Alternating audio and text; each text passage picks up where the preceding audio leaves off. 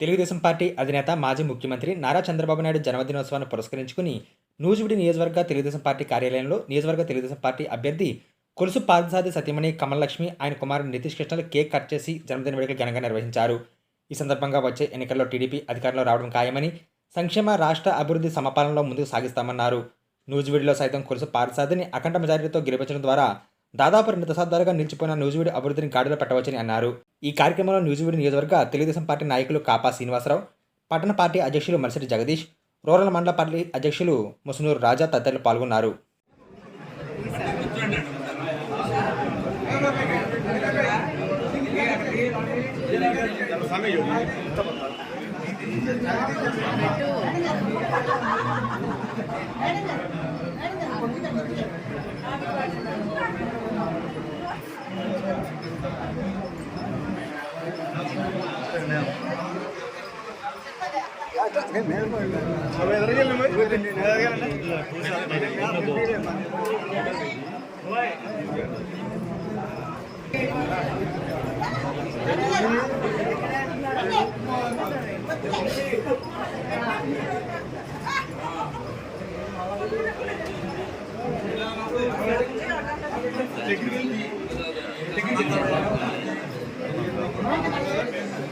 పెట్టుకుంటే మాత్రం దింగుదాట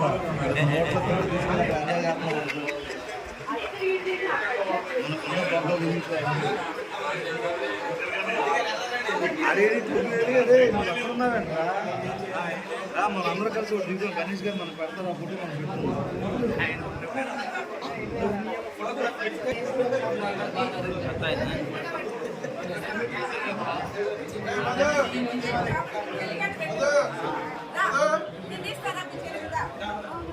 ఫోటోగ్రాఫర్